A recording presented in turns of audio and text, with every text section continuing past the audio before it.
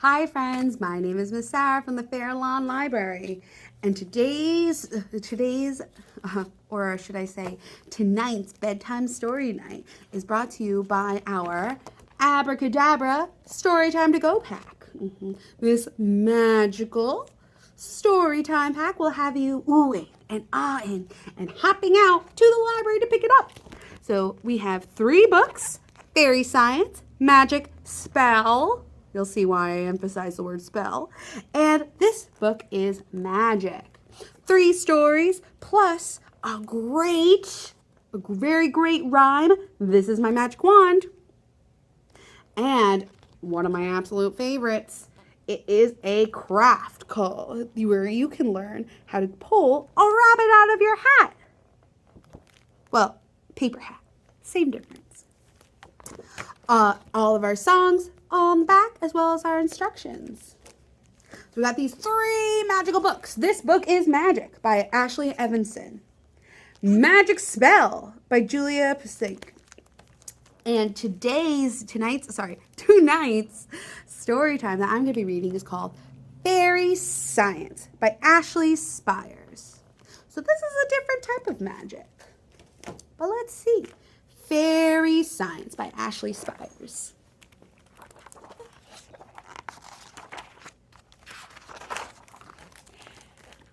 Esther does not believe in magic.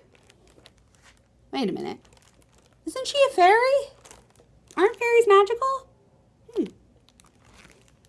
This is unusual because Esther is a fairy and fairies are all about magic. That's what I thought. Well, I guess, never judge a book by its cover, right, friends? They use magic wands and mix magic potions. Some even fairies make magical fairy dust. Shaboom. Oh, look, see. So we got magical wands, potions, fairy dust, yeah? Esther is pretty sure that's just dandruff. Ew. She is the only fairy in Pixieville who believes in science. Oh, wow, look at her science lab. Whoa. Esther prefers facts, data, and hard evidence to wishing on stars. That's fair.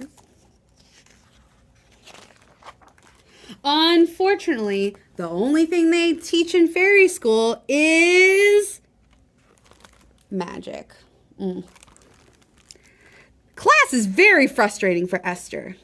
Let's see the teachers. Fairies were born when a drop of rain passed through a rainbow and landed on a flower bud. When the flower bloomed, the first fairy took flight. That seems legit, right? Oh. Esther doesn't seem impressed. And for Miss Pelly Petal, oh, look, she has a chart. Can you guys see? She's holding up a chart right here. As you can see from this chart, it is more likely that fairies, as a species, evolved in response to influences such as nature and diet. So let's see. Let's take a look at her chart. We've got, yeah. So birds, insects, yeah, okay. That sounds a little more plausible, right? Esther can't help observing the world differently from everyone else. Where other fairies see a path to hidden gold, Esther sees lights and water colliding. Follow the rainbow. And Esther says, the water helps us see all the colors that are hidden in the sunlight. This is dispersion.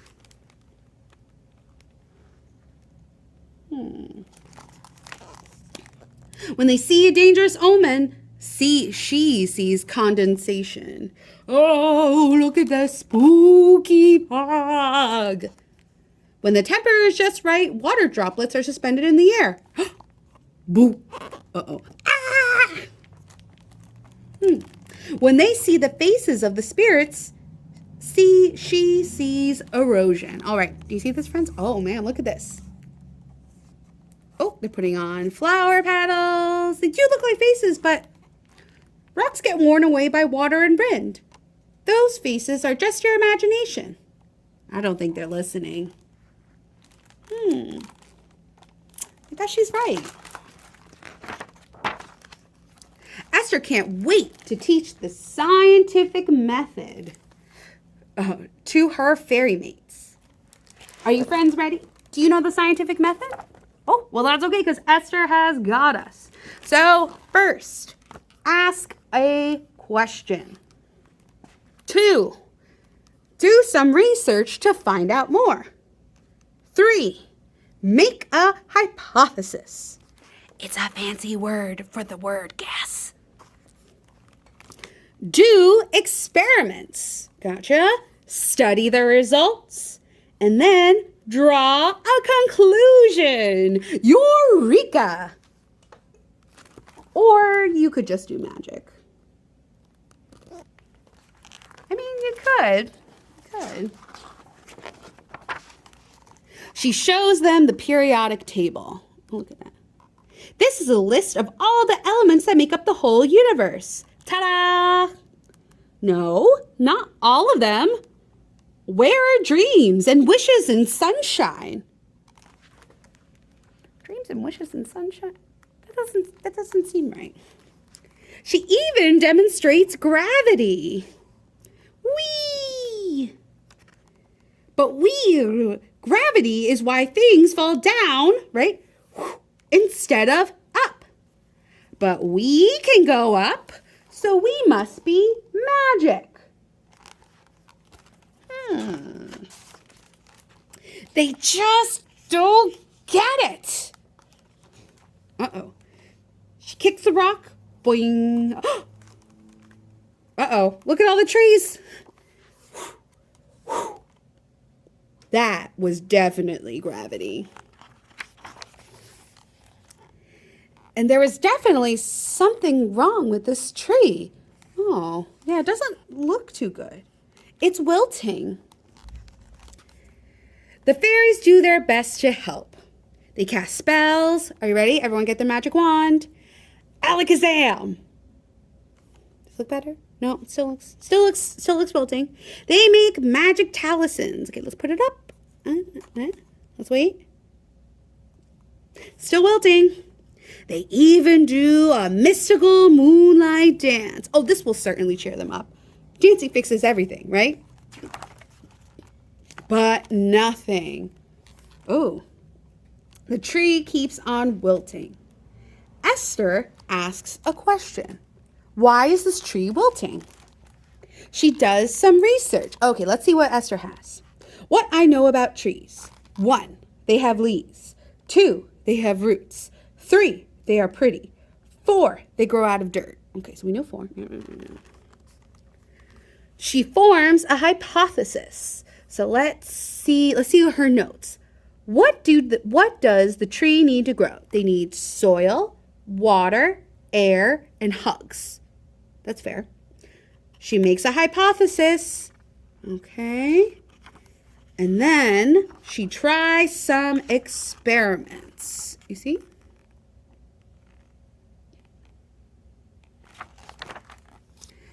Let's see what Esther is doing. Oh, it looks like she's trying to grow a small tree, right? She's testing out different stuff. She studies her results. Okay, she's looking at a sample of the tree. At last, Esther draws her conclusion. Eureka! Okay, I wonder what it is. The tree needs more. What can it be? Sun! Whoa! That's a lot of sun. Look, let's watch. Oh, look, there's the sun. Simbalahu, Simbalahi, I'm doing magic to save this tree. That's sun. Now she waits for the sun to do its work. Okay, right away, right? So day 1, day 2, night 2, night 1, day 2, 3, 4, 5. Oh man, this is a long wait. It took a while, but the tree looks positively perky. Oh, it looks so much better. She did it. Esther proven the power of science. At least she thought she did. Ms. Bellypetal did it. Magic saved the tree. Wait a minute. Why do they think that? Let's go back a couple pages. Okay, now we're waiting. Okay, Esther makes the rain, right? Esther, we see Esther, right?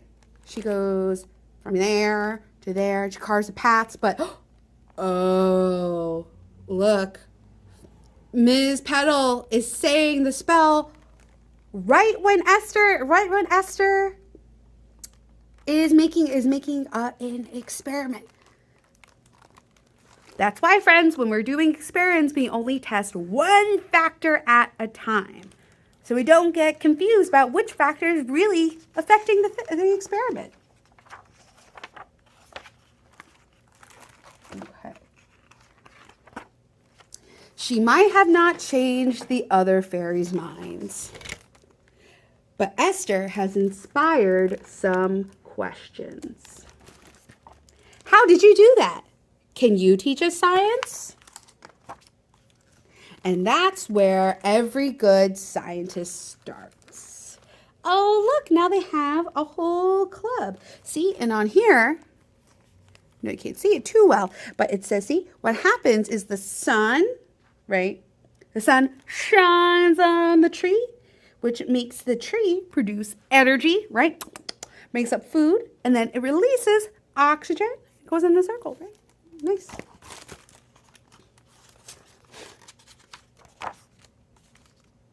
And then on the back, there's an experiment. Aha. Esther's sunbeam experiment. If you friends are interested in trying this at home.